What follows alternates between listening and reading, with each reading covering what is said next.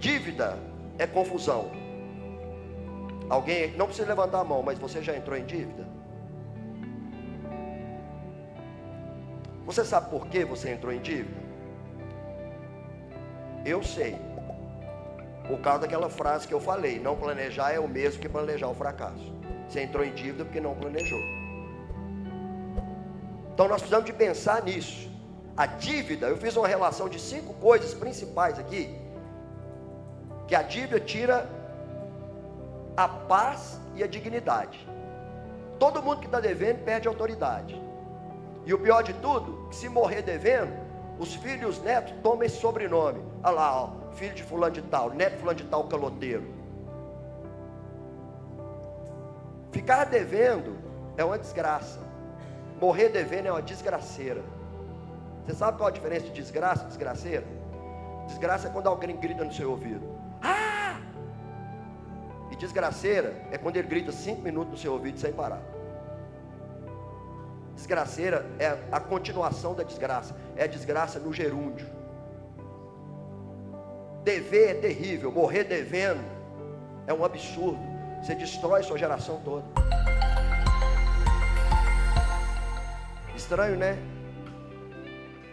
Falar de orçamento num culto de domingo à noite. Mas eu quero dizer para você, meu irmão, minha irmã, que isso aqui é a causa de muito divórcio, de muita autoextermínio, de muita depressão, de muitos problemas sérios, de enfermidades sérias, justamente porque nós não atentamos para isso. Nosso país é um país que há 137 anos recebeu uma lei chamada Lei Áurea. Em 1988 foi assinada a Lei Áurea. Porque nosso país é um país que foi marcado por escravatura. O meu pai conviveu com escravo, porque 137 anos atrás é muito perto. E essa escravidão ainda está impregnada em nós. Nós não sabemos disso. Mas a gente, por não ter educação financeira, alguém teve aula de educação financeira aqui? 1, 2, 3, lá na sua casa? Pelos seus pais? Não? Você teve que buscar, né?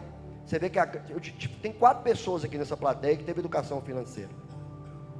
Então, além de ter dentro de nós um DNA forjado como escravos, nós vivemos como escravos, porque aconteceu uma coisa muito estranha quando a carta de alforria foi escrita, foi mandada.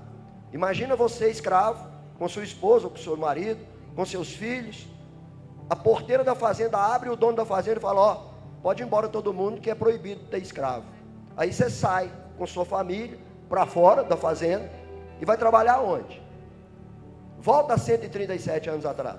Você, seu marido, você, sua esposa, seus filhos, com aquela penca de filho, na porteira de fora da fazenda, por sua conta e risco. O que você acha que aconteceu? O pessoal voltou. Então isso está impregnado em nós. E nós, além disso, não recebemos educação financeira. E às vezes acontece com a gente, da gente se converter, ser dizimista, ser ofertante, e a coisa não vai para frente. Você fala: meu Deus, o Senhor está me abençoando, me prosperando, mas não adianta você ser próspero financeiramente, ter um salário bom e não ter educação financeira. E está tudo diretamente ligado a orçamento. E quando eu vejo a palavra orçamento, eu falo para vocês que nós podemos tratar desses 4 assuntos, que eu não sei se vai dar tempo de tratar pelo tempo. Mas alguma coisa eu vou passar para vocês. Um planejamento financeiro, prioridade financeira, liberdade financeira, visão financeira. É os 4 pontos principais, os 4 pilares principais de um orçamento. Eu sei que às vezes você está pensando: poxa, eu venho no domingo à noite falar de orçamento. Você não tem noção o tanto que essa prática pode te libertar. O tanto que essa prática pode impedir de você adquirir doenças terríveis emocionais. Jogar seu casamento no lixo. Porque na nossa mente, tem muita gente que tem isso em sua mente, que fala assim: eu não sei quanto que eu ganho e nem sei quanto que eu gasto, e nem quero saber. Se você não planeja o seu futuro, você já está planejando o seu fracasso. Diga assim: se eu não planejar o meu futuro, eu já estou planejando o meu fracasso. E aí nós não fazemos planejamento. E começamos a reclamar que as coisas não estão dando certo. Aí você aumenta o seu salário e continua apertado financeiramente. Aumenta o seu salário mais ainda, dobra o seu salário, você continua apertado financeiramente. No ano da pandemia, eu multipliquei o valor da minha casa. Eu fiz uma reforma na minha casa, multipliquei o valor da minha casa 4 vezes mais no ano da pandemia. Minha casa valia um valor, eu fiz uma reforma nela. Quando terminou a reforma, ela valia 4 vezes mais. Legal, né? Não, legal é o que eu vou falar agora. Ganhando o mesmo tanto. Isso foi em 2019. Porque em 2019 eu aprendi isso aqui. Meu salário naquela época não aumentou. E eu fiz uma reforma assustadora na minha casa, ganhando o mesmo tanto. Só que depois disso, eu consegui ganhar mais. E não aconteceu mais do que acontecia antes. Olha, deixa eu falar para vocês, estão diante de uma pessoa que nunca adquiriu dívida. Eu nunca quebrei. Meu pai me criou fazendo lamparina e pondo fundo de bacia e fazendo funil de encher linguiça. Meu pai era conhecido na cidade como mundico folheiro, mas na verdade era funileiro. Mas de tanto falar funileiro, ficou folheiro. Por quê? Porque ele cortava chapa de zinco para poder fazer copo, concha de pegar grão para armazém. Meu pai era rico? Meu pai morreu sem comprar um carro. A minha casa nem garagem tinha, porque naquela época as pessoas nem pensavam em ter carro. Então fazia as casas sem garagem. Mas mesmo assim, eu me gabava de ser uma pessoa que nunca entrei em dívida. Nunca entrei em dívida, mas também o mês encerrava junto com o dinheiro. E não adiantava meu salário aumentar, que eu sempre ficava apertado. Mas por que isso? Justamente por falta de um planejamento. Eu não tinha um planejamento. E isso fazia com que a hora que surgia uma surpresa agradável na minha vida, eu não tinha dinheiro para fazer. Às vezes, quando vinha uma doença inesperada, eu atrasava às vezes a conta da farmácia 1 mês ou 2. Isso aí não é considerado como entrar em dívida, né? Um pequeno atraso assim. Não quer dizer que você quebrou porque você atrasou uma prestação ou um cartão de crédito, mas te leva a quebrar. Justamente porque eu não tinha um planejamento. Quando um amigo meu sofria e eu precisava ajudar ele, eu tinha que cortar na minha carne para ajudar ele, porque eu não tinha planejamento, nada reserva para ajudar um amigo ou um parente que sofria, precisando da minha ajuda financeira. Justamente porque eu não tinha um planejamento financeiro. E eu creio que deve ter bastante pessoas aqui que devem estar sofrendo essas coisas que eu estou falando. Planejamento financeiro. O que vai acontecer sem um bom planejamento financeiro? Você pode pensar? O que vai acontecer talvez é o que já está acontecendo. Sem um planejamento claro sobre como usar dinheiro, o dinheiro desaparece. Faça um planejamento para suas finanças pessoais. Nós estamos falando aqui de finanças pessoais.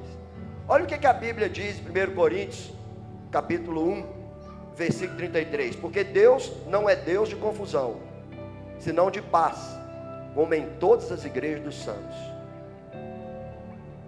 Dívida é confusão. Alguém, não precisa levantar a mão, mas você já entrou em dívida? Você sabe por que você entrou em dívida? Eu sei. Por causa daquela frase que eu falei: não planejar é o mesmo que planejar o fracasso. Você entrou em dívida porque não planejou. Então nós precisamos de pensar nisso. A dívida, eu fiz uma relação de 5 coisas principais aqui, que a dívida tira a paz e a dignidade. Todo mundo que está devendo perde autoridade. E o pior de tudo, que se morrer devendo, os filhos e os netos tomam esse sobrenome. Olha lá, ó, filho de fulano de tal, neto de fulano de tal, caloteiro. Ficar devendo é uma desgraça. Morrer devendo é uma desgraceira. Você sabe qual a diferença de desgraça e desgraceira? Desgraça é quando alguém grita no seu ouvido: ah! E desgraceira é quando ele grita 5 minutos no seu ouvido sem parar. Desgraceira é a continuação da desgraça. É a desgraça no gerúndio. Dever é terrível, morrer devendo é um absurdo. Você destrói sua geração toda. Vocês conhecem pessoas aqui de Sete Lagoas, do bairro de vocês, onde fala assim, fulano tal, família fulano tal não paga ninguém, isso é filho que é caloteiro, isso é neto do caloteiro. E a pessoa que está devendo tem que ficar trocando de rua para passar, mudando de rua, desviando, não atende telefone. Então a pessoa que a dívida ela tira a paz e tira a dignidade. A pessoa não consegue mais andar de cabeça erguida, ela não pode entrar em todos os lugares. A dívida dorme com você, almoça com você, viaja com você, desequilibra o seu emocional, ocupa um enorme espaço na sua mente. Quando Deus ele deu ao homem a habilidade para fazer o dinheiro, a palavra dinheiro no hebraico é kesef, significa desejo. Então, como que o judeu entende o dinheiro? Ele entende o dinheiro que ele é simplesmente uma ferramenta dos meus desejos. Então ele precisa ser controlado, porque a Bíblia diz que o amor a esse dinheiro é a raiz de toda espécie de males. Mas ele não fala que nós não podemos gostar de ter dinheiro. Nós podemos ter dinheiro, mas o amor ao dinheiro é quando ele está dominando você. Quando o dinheiro está na ponta da coleira, dirigindo a sua vida. Você observa que onde as ofertas lá na igreja primitiva eram entregues aos pés dos apóstolos. O dinheiro tem que estar sob o seu domínio, não dominando você. Então o dinheiro é apenas aquilo que realiza o seu desejo, e esse desejo precisa ser controlado emocionalmente. Uma criança que não tem educação financeira, o pai dá para ela 10 reais, ela gasta 7, não tem nada mais para comprar, ela não volta para casa com 3 reais, porque ela olha os 3 e fala assim, não, o que eu vou gastar isso? Me dá o resto de bala. Ou isso nunca aconteceu com você, foi só comigo? Porque não tem educação financeira. Então, dinheiro é apenas desejo, o desejo precisa ser controlado, e sem o controle você não vai ter sucesso. Deus, Ele nos dirige a viver sem dívida. Ele não nos dirige a viver pegando dinheiro emprestado. Quando eu pego dinheiro emprestado, eu estou vendendo o meu futuro, eu estou antecipando ele, eu estou vivendo o meu futuro aqui agora. E amanhã, como é que vai ser? Quando eu começo a pegar dinheiro emprestado, eu fico pela minha conta e risco, porque eu fico travado, eu fico preso, eu fico na mão de alguém. Eu me vendo, eu estou vendendo o meu tempo futuro para alguém, porque eu estou devendo ele o dinheiro, eu não paguei ainda. Sabe quando não está errado você comprar um carro financiado, você fazer prestação, não está errado, mas desde quando esteja num planejamento estratégico, porque senão você vai atender a sua emoção comprando aquilo, e depois você vai morrer sofrendo sem dormir para pagar aquilo que te deu emoção. Veja bem, vou te dar um exemplo. Você não pode comprar um carro financiado e escrever lá, Deus me deu. Não deu não, porque ele não é seu ainda, ele é do banco. O dia que você terminar de pagar a última prestação, você pode pôr adesivo, Deus me deu.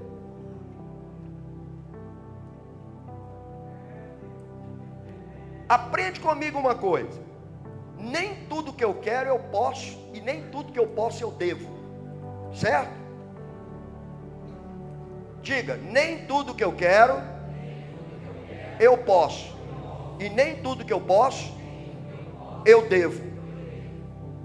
Então, vamos supor que eu tenho um carro de 100 mil reais. Eu tenho um carro de 100 mil reais, ele está quitado. Qual que é o meu carro?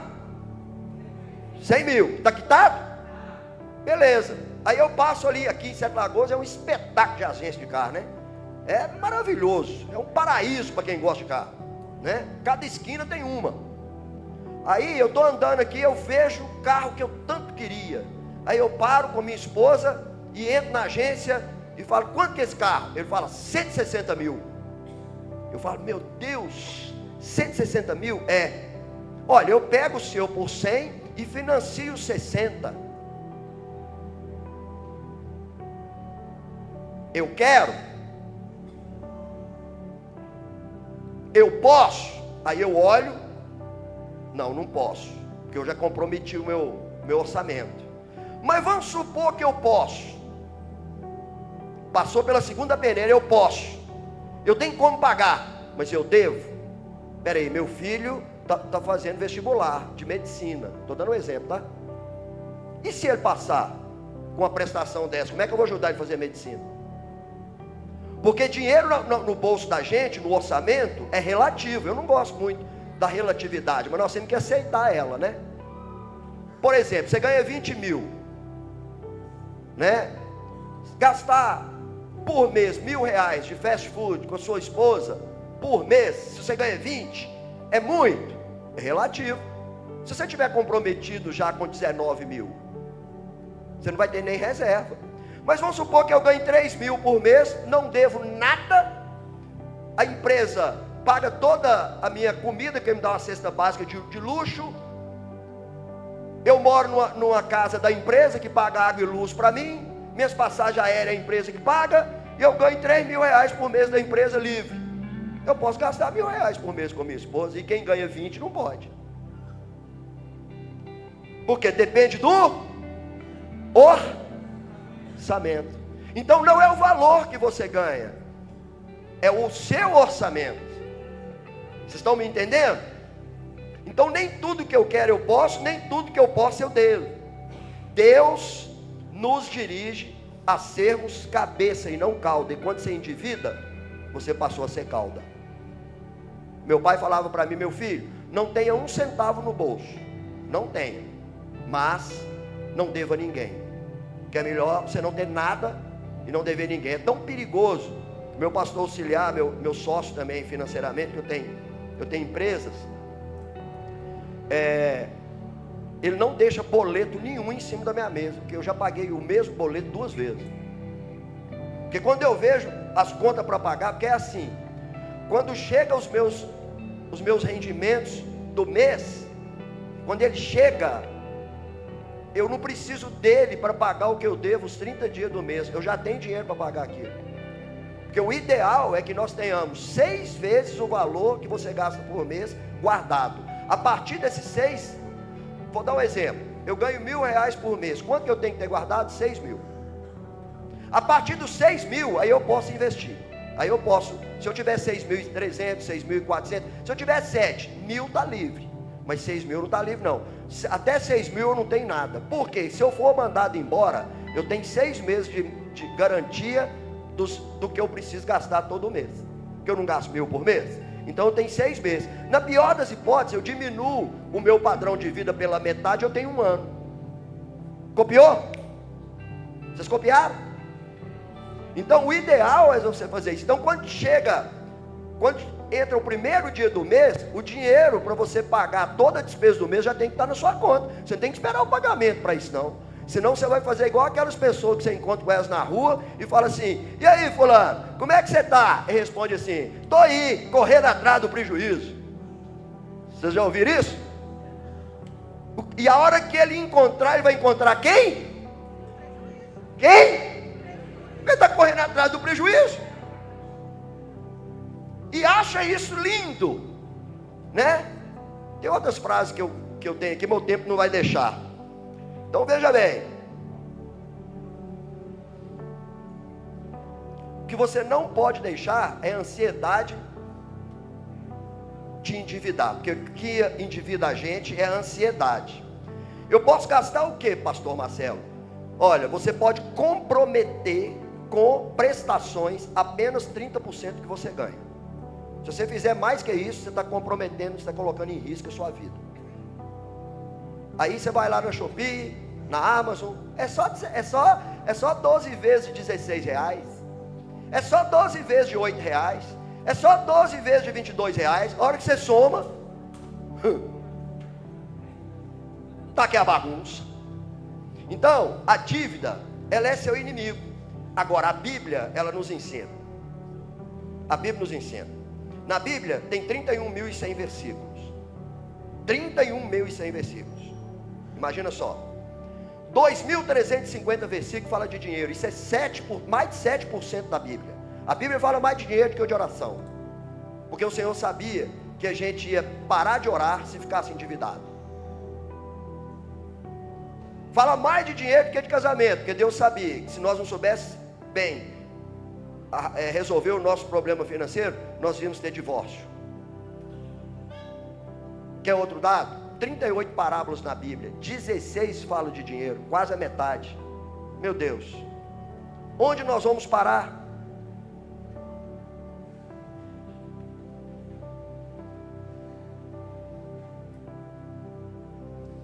Então não é você que decide o que você vai comprar.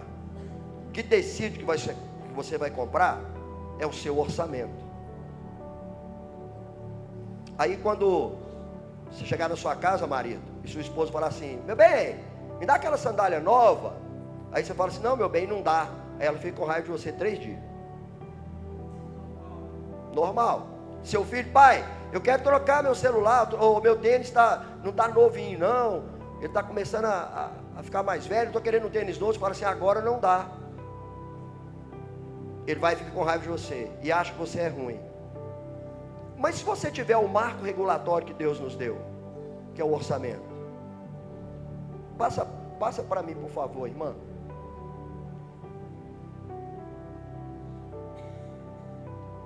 O 4. Tem um delay, né?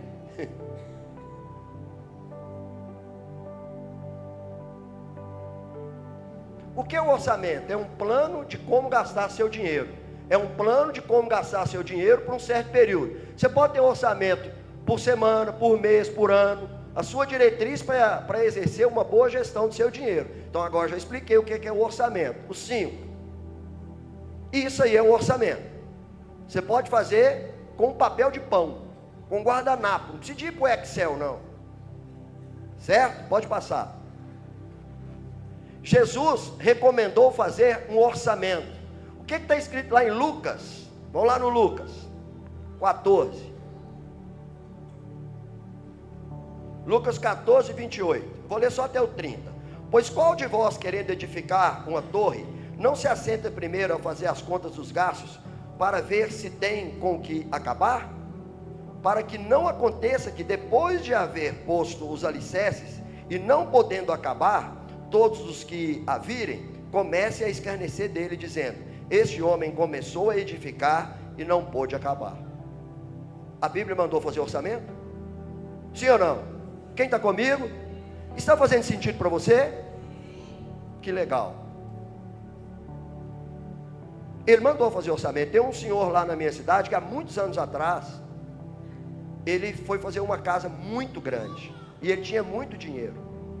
Ele terminou o dinheiro dele só no porão. Tem mais de 30 anos que ele mora no porão da casa. Ele não conseguiu sair do porão. Ele passou vergonha. Não fez orçamento, não fez cálculo. E a Bíblia nos manda a fazer esse cálculo.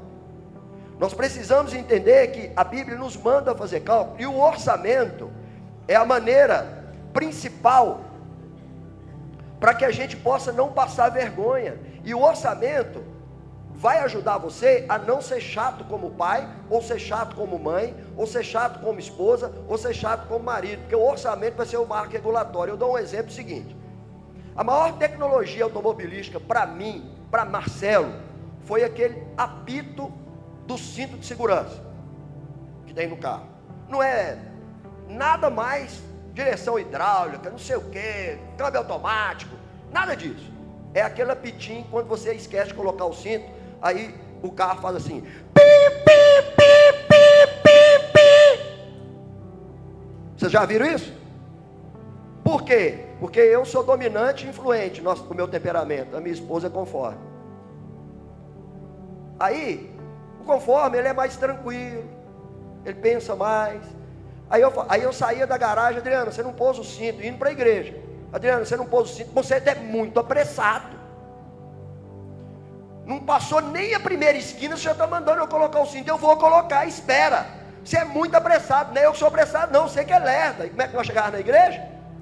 De mal.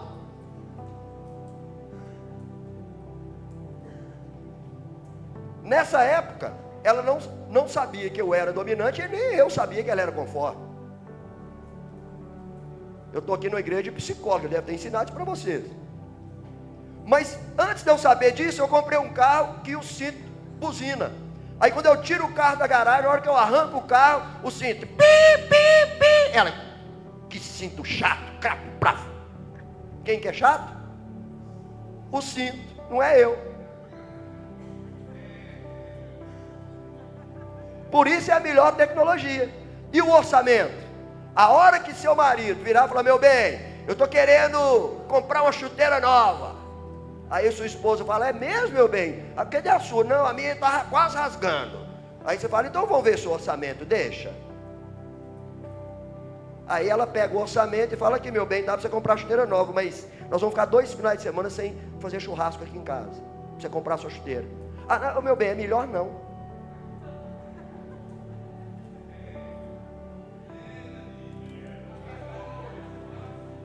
Aí a dona vira e fala, né? Meu bem, eu quero uma sandália nova. Oh, meu bem, que bom, vamos comprar mesmo. Vamos lá olhar o orçamento?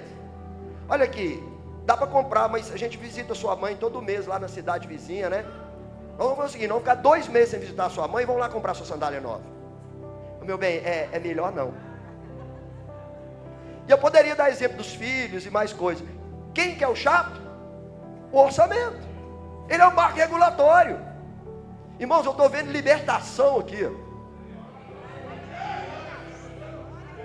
Sabe? E eu vou falar com você uma coisa. Eu nasci no Evangelho há 32 anos atrás com o pastor Osmar. E quando ele levantava a mão, caía, era 20 pessoas endemoniadas.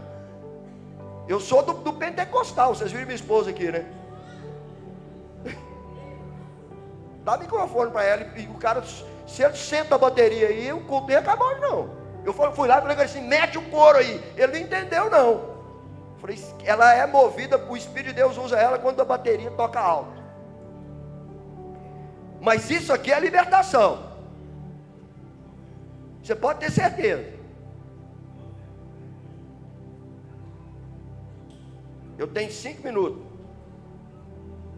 Então, vamos parar por aqui. Mas eu sei que o orçamento é uma coisa difícil, mas nunca diga vou tentar. Tem pessoas que falam vou tentar e pessoas que não querem fazer. Por trás do vou tentar, tem uma pessoa falando assim: eu não vou fazer. Certo? Você diga assim: eu vou fazer.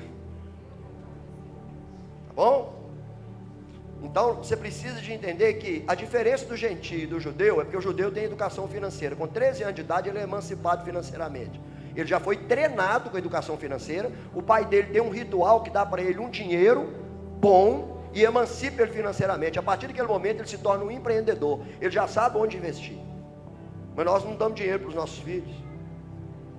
Nós precisamos de dar dinheiro para os nossos filhos, crianças, e ensinar para eles a gastar, como eu fazia com minha filha mais nova, que chegou na hora que eu já estava sendo educado financeiramente. Porque os outros, coitados, não, menino não pode ganhar dinheiro não. A minha filha, eu dava para ela o dinheiro para ela levar para a escola e falava a ela: não gasta tudo.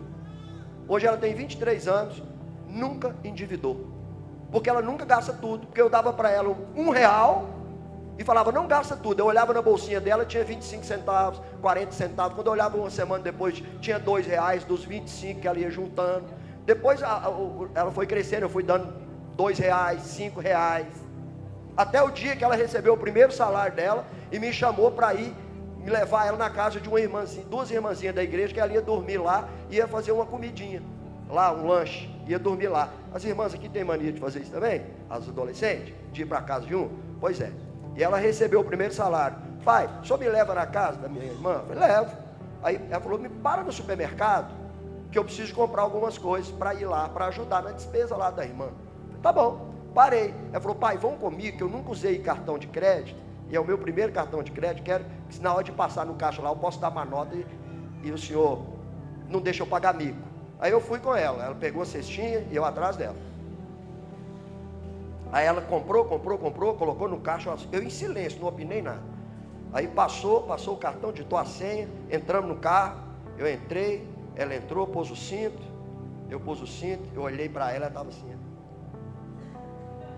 olhando para o vidro. Aí eu falei: meu bem. Ela: oi papai, você está feliz? Ela: tô. Você sabe como é que chama esse sentimento? Ela: não. Eu falei: dignidade. Você não me pediu dinheiro, você comprou o que você quis com o dinheiro que ganhou com o seu suor. Ela abriu aquele sorrisão, que puxou a mãe dela, ela tem uma bocona linda. Abriu aquele sorrisão, eu falei, você quer ampliar esse sentimento de dignidade? Ela falou, eu quero. Então trabalhe, esforce, para que você ganhe mais, para você comprar coisas maiores, com preços maiores, para você ter essa sensação de dignidade, porque ela é maravilhosa. Ela recebeu educação financeira, ela é diferente. Então nós precisamos de entender isso. Então, tinha bem mais coisa aqui para falar para vocês, mas eu vou ter que parar por aqui, porque eu só tenho 2 minutos, tá bom? Eu tenho que respeitar o tempo. Ficou meio cortado, né? A pregação. Peço perdão ao pastor Giovanni, foi meu colega de seminário, meu amigo pessoal de mais de 30 anos, né? A gente é amigo, a gente fala coisas que a gente só fala um para o outro, e tem coisas que ele sabe de mim, que eu sei dele, porque pastor precisa de um amigo para conversar. Então eu peço desculpa, pastor, de não fazer o sermão princípio, meio e fim, mas quero dizer para você que, se você quer aumentar a sua renda, tem um livro meu ali fora, e eu falei para o Alexandre, seu Alexandre, não vende esse tudo não, porque só tem esses 25, eu não vou mandar fazer mais não, eu tenho que guardar uns 10 no arquivo. Esse livro aqui, são 22 vendedores, especialistas em venda no Brasil, que a editora chamou, e eu recebi um telefonema um dia, da editora, me chamando, falando que eu fui selecionado, como um dos 22 vendedores do Brasil, para poder escrever sobre vendas, chama A Arte de Vender. Aí cada um de nós escreveu um capítulo. Meu livro solo vai sair esse ano, já está pronto, só falta imprimir.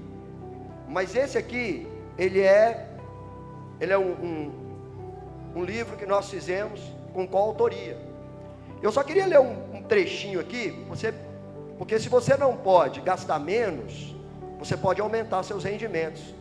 Se o seu orçamento exige que você tem que gastar mais, você vai ter que aumentar seus rendimentos. Eu vou te dar uma dica aqui, ó. De todas as profissões, a de vendedor é a que requer menos investimento. Para começar, basta ter um bom produto na mão e muita criatividade. Pode começar a peregrinação até a pé. Com a mínima condição, uma pessoa pode chegar a uma fortuna, como sabemos bem sobre o início da carreira de tantas pessoas de sucesso. Um desses é o Silvio Santos. Ele começou vendendo canetas nas ruas de São Paulo. Observe o investimento de tempo e dinheiro para ser um dentista, um médico, um advogado, um repórter, um professor e por aí vai. Eu te afirmo que ser um vendedor é um privilégio e se tornar um vendedor é uma bênção. Está aqui nesse livro, na página 70. Se você quiser, está ali. E se você quiser saber um pouco mais sobre isso, ele falou do curso, né? Nós temos um curso aqui, ele vai falar onde que é, porque eu não sei direito o endereço. O pastor Giovanni vai falar. Nós estamos com matrículas e só tem vaga para 50 pessoas. O valor é R$ 127. Apostila, diploma, coffee break, tudo incluso. Você pode dividir de 12 vezes no cartão de crédito, acho que dá R$ 11 se dividir. Eu já formei 5 turmas em Caetanópolis, já apliquei esse curso em Miami, online, já apliquei em Montes Claros, já apliquei várias vezes em Atibaia, já apliquei em Paraisópolis. Nós estamos em 40 países do mundo, nós já formamos mais de 10 mil pessoas. A realidade da igreja que eu sou pastor de 2019 para cá, mudou completamente. Os jovens da igreja, eles iam lanchar depois do culto, eles olhavam, para escolher o lanche, eles olhavam do lado direito do orçamento, do cardápio. Eles escolhiam o que ia comer pelo preço. Os jovens da nossa igreja não escolhem mais nada para comer pelo preço, escolhem pelo aquilo que querem. A vida financeira do pessoal da nossa igreja, ela ficou um absurdo. Se você quiser ir lá conhecer, você pode ir, que você vai ficar assustado de ver uma igreja tão bem estruturada, numa cidade de 13 mil habitantes. Nós somos 5 igrejas, tá? Sob o meu comando, e 4 têm sede própria. Essa que paga aluguel é uma que pediu suporte para mim, não foi eu que comecei ela. Está lá em Mercês, perto de Juiz de Fora. Me pediu, pastor, me dá suporte aqui. ela paga aluguel, certo? Mas as outras 4 igrejas são sede própria. A nossa igreja não deve nada, a gente opera só no azul. E tudo que nós vamos fazer, o dinheiro já está no caixa. Os profissionais e o comércio da cidade fica doido para vender para a gente, porque quando a gente contrata um profissional para fazer algum serviço lá, ou vá numa loja comprar, eles já sabem que o dinheiro já está no caixa para pagar. É só fazer que recebe. Isso tudo pela educação financeira, certo? Então assim, isso chama riqueza. Riqueza é você viver em contentamento sem preocupar com dívida.